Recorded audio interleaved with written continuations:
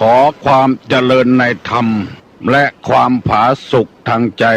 จงได้มาบังเกิดมีแก่ท่านสาธุชนคนดีผู้เจริญในศีลในธรรมทุกท่านพร้อมกันนี้ขอยกมือ10 นิ้วกราบอาราธนาเอาคุณพระพุทธเจ้าคุณพระธรรมพระสงฆ์คุณพ่อคุณแม่คุณครูบาอาจารย์ผู้ประสิทธิ์ประสาทวิชาความรู้บุญศีลบุญทานสิ่งศักดิ์สิทธิ์ทั้งหลาย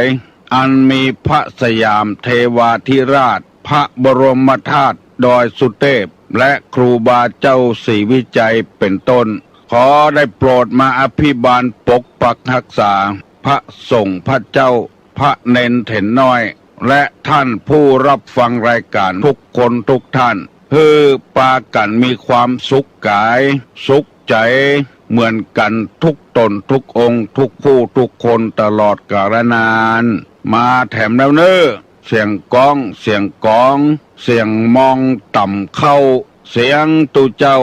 เทศนาธรรมมาเยี่ยมมาใจท่านสาธุชนคนดีทั้งหลายถึงบ้านถึงจองเพื่อเอาธรรมะแบบรากหญ้าแบบธรรมดามาฮือพ่อแม่พี่น้องทั้งหลายฟังก่อนที่จะได้ฟังนี้ขอเชิญชวนมวลพุทธบริษัททั้งหลายไหว้พระเหมือนกับนักมวยไหว้ครูระลึกถึงครูบาอาจารย์ก่อนผู้ที่ไปแสวงหาสัจธรรม4 อสงไขยปลายแสนมหากัปและ10 ชาติปางสุดท้ายได้เกิดมาเป็นพญาเวสสันตละตาลเข้าของทรัพย์สมบัติสละบัลลังก์ไปบวชเป็นพระฤาษีตาลเมียตาลลูกบำเพ็ญขนาดหนักจนได้ตรัสรู้เฮาไหว้ครูบาอาจารย์เนี่ยก่อนเน้ออาลังหังสัมมาสัมพุทโธภควาพุทธังภควันตังอภิวาเทมิสวากขาโตภควตาธัมโมธัมมังนัมมัสสามิกราบสุปฏิปันโนภควโตสาวกสังโฆสังฆังนะมามิกราบหันทัพไมยังพุทธัสสะภควโตบุพาภะคณะมะกะลังกะโลมาเสนะโมตัสสะภะคะวะโตอะระหะโตสัมมาสัมพุทธัสสะ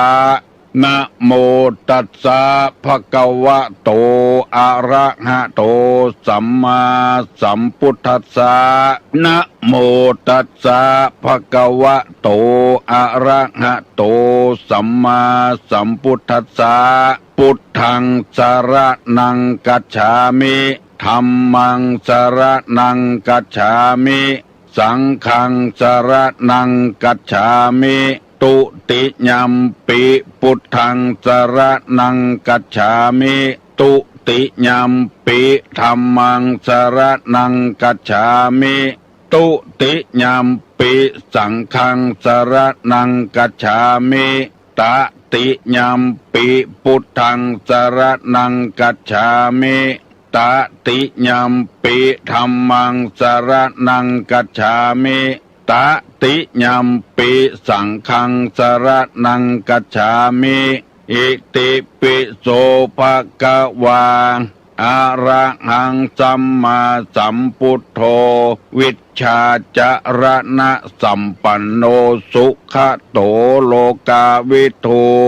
อนุตตโลปุริสาธัมมสาละถิสัทธาเทวมนุสสานังพุทโธภควาติสวากขาโตภควตาธัมโมสันติติโกอากาลิโกเอหิปัสสิโก โอปนะยิโกปัจจัตตังเวทิตโพวินยูหิติสุปฏิปันโนภะคะวะโตสาวกสังโฆอุจุปฏิปันโนภะคะวะโตสาวกสังโฆญาญะปฏิปันโนภะคะวะโตสาวกสังโฆสามิเจปฏิปันโนภะคะวะโตสาวกสังโฆญาติตังจัตตาลิปุริสายุคานิอัฏฐะปุริสาปุคลาเอสาภะคะวะโตสาวกสังโฆอาหุไนโยปาหุไนโยทักขิไนโยอัญชลิกาละนิโยอนุตตะลังปุญญเขตังโลกัสสาติ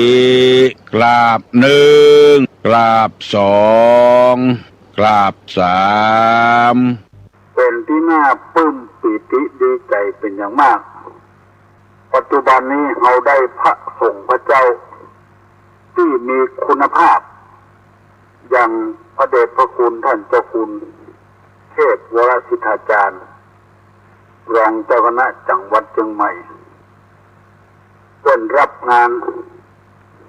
สนองเจ้าคณะจังหวัดฝ่ายเผยแพร่น้ำธรรมคำสอนท่านเจ้าคุณก็เลยทุ่มเทกำลังความคิดกำลังทรัพย์ทุกอย่างเพื่อให้ธรรมะได้กระจายทั่วไปในแผ่นดินล้านนาของเราในภาคเหนือและภาคกลางโดยเฉพาะภาคเหนือตอนบนมีคนหูกำเมืองฟังกำเมืองหูเรื่องส่วนมากคนที่ออกรายการต่างๆนี่จะออกเป็นภาษาพื้นเมืองแผ่นดินล้านนายังบ่เสี่ยงคนดีเด้อยังมีคนดีอย่างกับพระเดชพระคุณท่านเจ้าคุณเทพวรสิทธาจารย์พยายามฟื้นฟูเอาวัดต่างๆที่มันลกล้างไปแล้วมีคนเข้าไปเจ้าอยู่ทำธุรกิจต่างๆซึ่งเป็นน่าสงสารน่าอินดูวัดวาในพุทธศาสนาเวลานี้ได้ฟื้นไปหลายวัดเกือบ10 วัดละนอกจากท่านจะฟื้นฟูด้านวัตถุศาสนวัตถุแล้วฟื้นฟูด้านศาสนธรรมเกิดแถมพยายามเพื่อธรรมะเข้าถึงจิตถึงใจพุทธบริษัททั้งหลายบ่เฮือได้เหินได้ห่างจักจวนคนเข้าวัดเข้าวาเข้าปฏิบัติธรรมแล้วก็นิมนต์พระสงฆ์พระเจ้าที่มีความรู้ออกไปสอนธรรมะธรรมโมตามโรงเรียนต่างๆตามวัดต่างๆปรากฏว่าปีนี้มีเยาวชนนักเรียนศึกษาธรรมะเรียกว่าธรรมะศึกษาชั้นตรีโทเอกมีคนเข้าสอบจำนวนมากทีเดียวโดยเฉพาะอำเภอเมืองครูบาอาจารย์โรงเรียนต่างๆนิมนต์ที่เจ้าไปสอนแล้วเอาเข้าสอบทำสนามหลวงอำเภอเมืองนี่นักเหลือเกินเราได้สนใจในการเรียนเป็นอย่างมากถ้าเอาได้ตู้เจ้าที่มีคุณภาพอย่างนี้ความหวังที่พระพุทธศาสนาจะเจริญนี่เพิ่มเปอร์เซ็นต์ขึ้นจากนักนอกจากอำเภอเมืองอำเภอไม่ริมน้ำอำเภออื่นแถมนักที่อยู่ใกล้ๆกับอำเภอเมืองนี่หางดง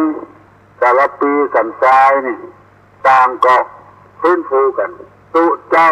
บเดียวก็เรียนปริญญากันเกือบกู้อำเภอมีตู้เจ้ามีคุณภาพจบปริญญาตรีปริญญาโทกัน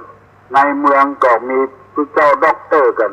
จำนวนนักทั้งนี้ทั้งนั้นก็ต้องอาศัยกับพ่อออกแม่ออกสถาตัวแทน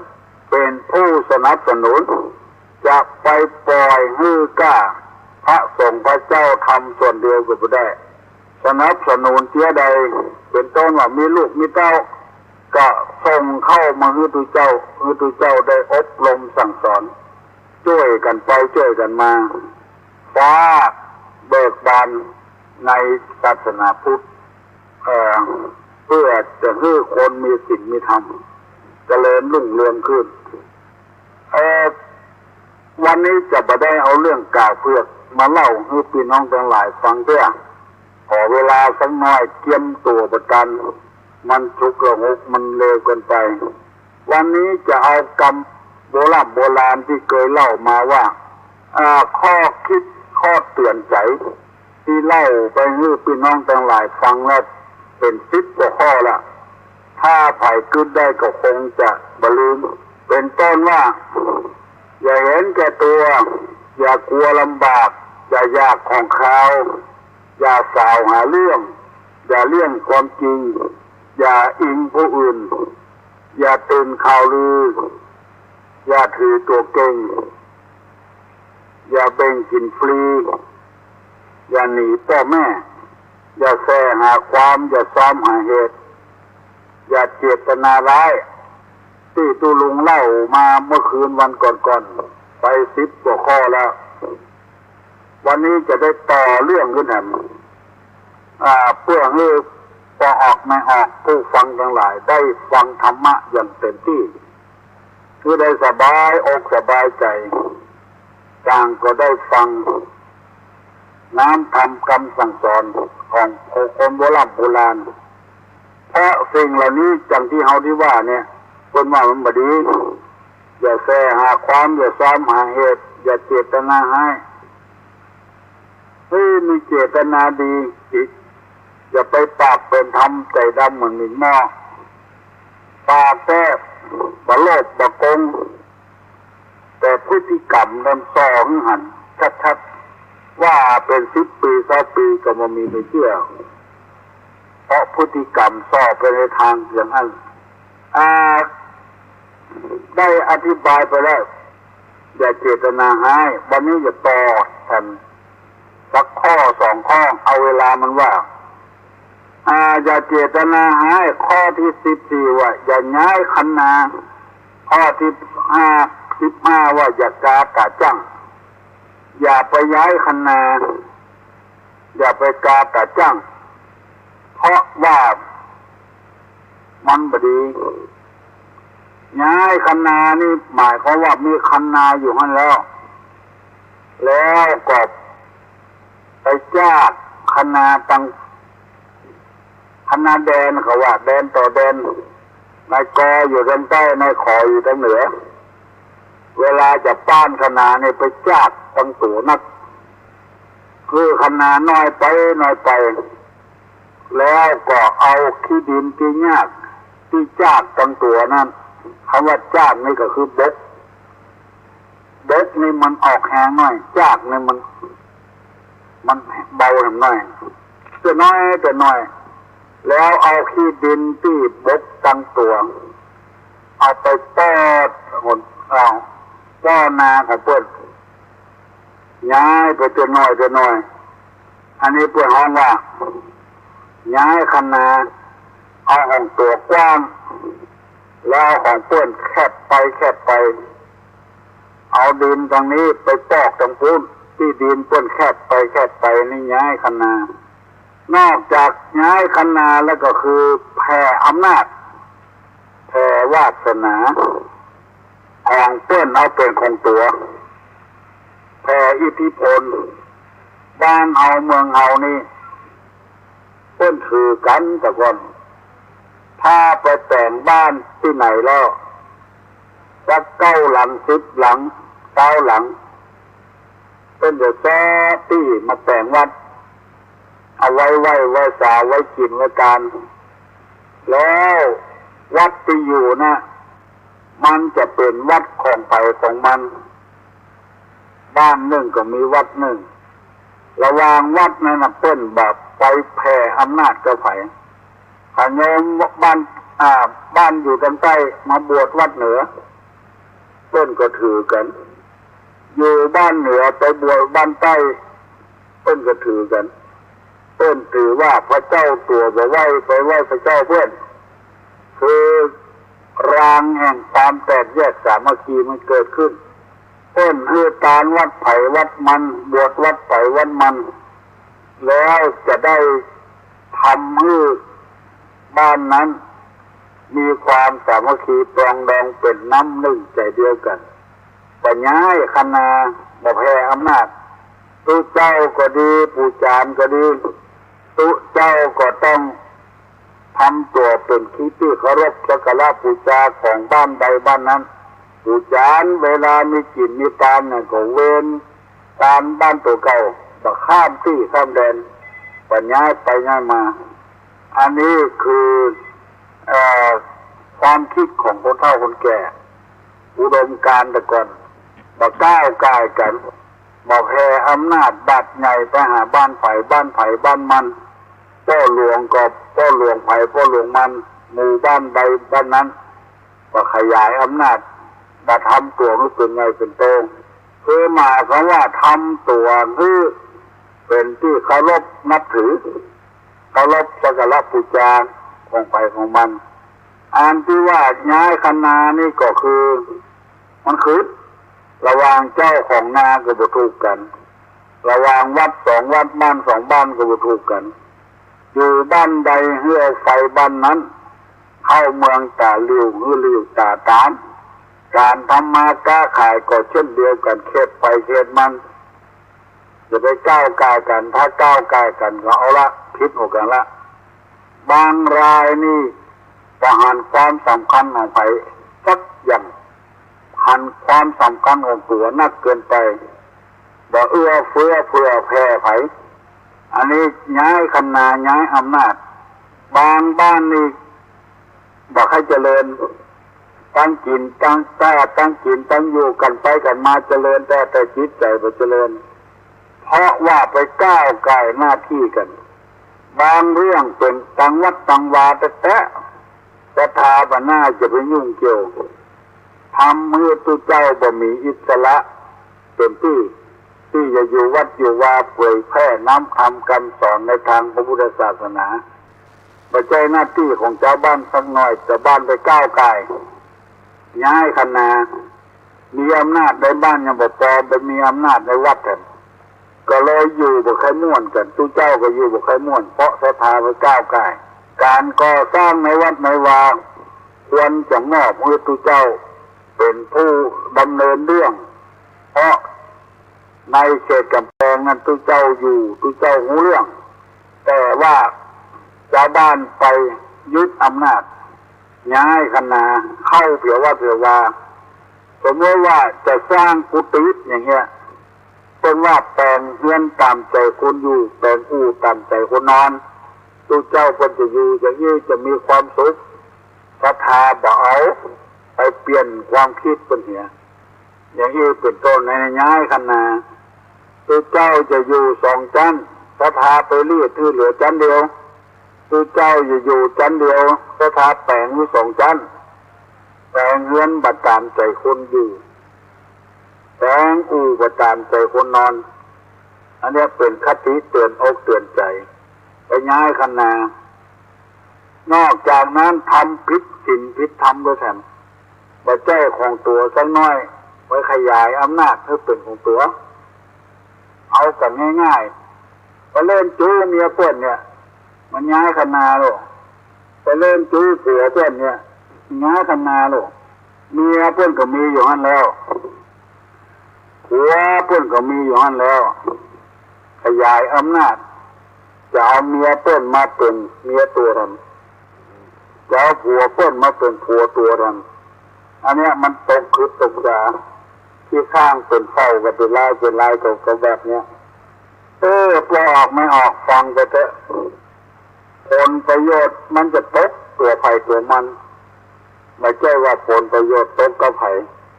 ถ้าไปย้ายอำนาจย้ายวาสนาเนี่ยมันจะพีดหัวกันตลอดเพราะเหตุว่ามันเข้ากับถูกตังที่โบราณบอกว่าห้อมหนูก็คือหนูไตห้อมในก็คือในเตียวผลตั้งหนูในไปเตียวผลตั้งในหนูไปเตียวก็เดียวกับพิษออกกันละรถที่มันจนกันเพราะอย่าง เพิ่นให้วิ่งเลนออกไปของมันบ่เข้าเลนของมันแต่วิ่งเลนเพิ่นเนี่ยใกล้ๆกับวัดตุลุงอยู่นี่ถ้าออกสำนักงานมามันจะต้องขึ้นไปยูเทิร์นแบบไกลบางคนมักง่ายออกสำนักงานมาก็เลี้ยวขวามาละรถที่มันมาตั้งใต้มันหมูเรื่องวิทย์เป็นพีกันหลายตัวหลายครั้งหลายหนแล้วมันจะโจรกันเพราะเหตุว่ามันไม่ใช่ตางของตัวที่ต้องไปไต่ไปเตียวแต่ถ้าวิ่งซ้ายไผ่ซ้ายมันเลนไผ่เลนมันแล้วมันเหมือนจะมีสักเตื้อที่อุบัติเหตุส่วนมากมันจะปลอดภัยกันหมดเครื่องยนต์ขัดข้องกาคนขับรถเมาเหล้ากาหมู่นี้อาจจะมีอุบัติเหตุเป็นบางครั้งบางคราวถ้าตามช่องตามทางมาแล้วจะมีปัญหาเดินของไผ่ของมันคำว่าย้ายคณานี่ก็คือเหตุผลก็ว่ามันเป็นที่ของเขาแล้วเป็นที่ของเพื่อนโลกคณากาตาฟังย้ายคณากาตาจ้างให้อยู่ห้องไผ่ของมันที่ของไผ่ของมันจะได้ก้าวไกลเพื่อนเพราะว่าตุลุงนี่เป็นคนบักเก่าก็ว่าได้คนสมัยก็ว่าได้มันสองราชการสองแผ่นดินเกือบจะเป็นสมบูรณาญาสิทธิราชละวิทย์ตัว2 ปีไปได้ขึ้นมาป.ศ. 75ยังไม่ได้เกิด76ไม่ได้เกิดมาเกิด77มันวิทย์สมบูรณาญาสิทธิราชกับประชาธิปไตยเพราะว่าได้หูได้หันมาเมินแล้วจึงกล้ากล่าวกรรมนี้ออกมาว่าจะไปขยายอำนาจไปใช้หน้าที่ของตัวไปก้าวไก่คนอื่นนั่นก็คือย้ายคณะมันคือมันมาแก้ของตัวผัวเปิ้นมีแล้วจะไปเป็นผัวใหม่ของเปิ้นหันเมียเปิ้นมีอยู่หันแล้วจะไปเป็นเมียของเปิ้นหันมันบดีมันขยายอำนาจกันลูกน้องไผ่ลูกน้องมันผู้ใหญ่บ้านไผ่ผู้ใหญ่บ้านมันในวัดเป็นเรื่องของป้อออกเรื่องของทุเจ้า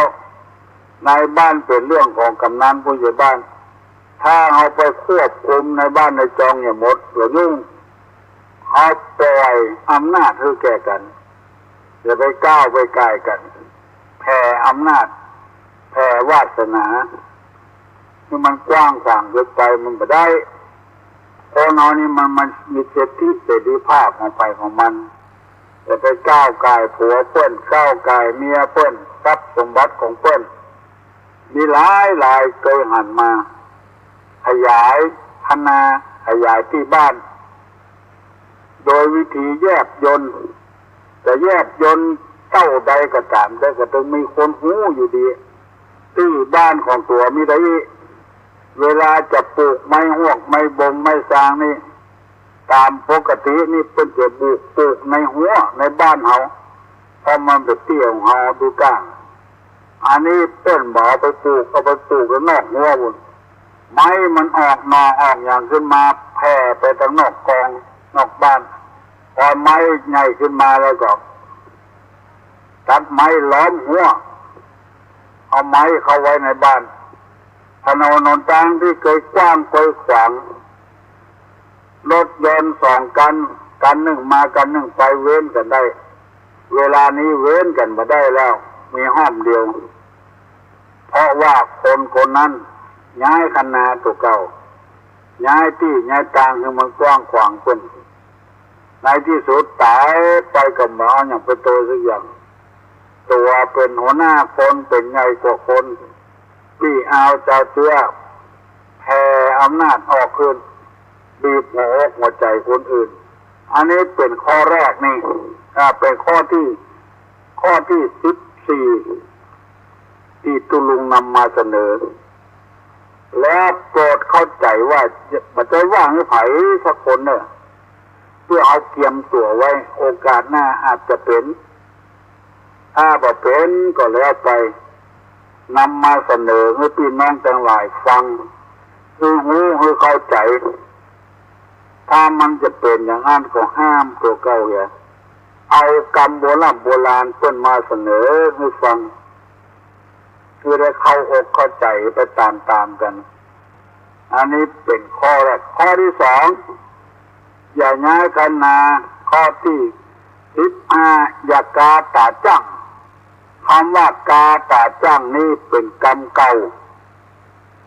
กรรมโบราณกานี่ก็คือกลนั่นเองอ่ะตาจั่งก็กิโลเนี่ยเครื่องชั่งน้ำหนักเครื่องตวงน้ำหนัก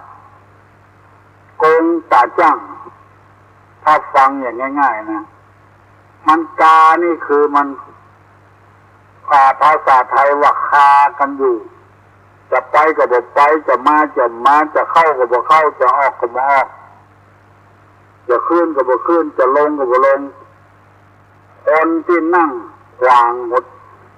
บันไดเนี่ยอันนั้นคือตัวว่านั่งกาคันไดไผจะลงก็ยากไผจะขึ้นก็ยากตัวเองไปกาอยู่หั่นไปคาไปขับอยู่หั่นแต่ว่าโกงก็ไปแจ้จะได้ก็ไปแจ้ต้นขึ้นก็ขึ้นยากบ่ฮื้อขึ้นก็ไปแจ้บ่ฮื้อลงก็ไปแจ้แต่ว่าโกงก็ไปแจ้นอกลำคาญเนี่ยคำกาที่เขาว่านะอันนี้คือกาจั่งนี่คือกิโลมันไผ่บอกหูบ่ได้มันกินเลิกกินดึกพอนมมือขึ้นเนื้อตัวลงจะปั่นปอนโอ้ฟ้าประทานเอาได้ตุเจ้าพระสงฆ์พระเจ้าที่มีคุณภาพช่วยกันเอาธรรมะธรรมโมไปฝากไปฝังพอออกไม่ออกพนมมือเน้ออายุวัฏโกธนะวัฏโกสิริวัฏโกนัสสะวัฏโกพละวัฏโกวนะวัฏโกสุขวัฏโกโหตุสัพพตาทุกขโลกาปัญญาเวลาโสกาจันทุจุปตวาอเนกาอันเตญาปีปินาสันตุจเตสสาสัพปีติโยยวจันตุสัพพโลกวินาสตุมาเตภวัตวันดาโยสุขีทีฆายุโกภวะอภิวาทนาสีสนิจังพุทธาปจายโนจตาโลธรรมาวทันติอายุวันโนสุขังปะลัง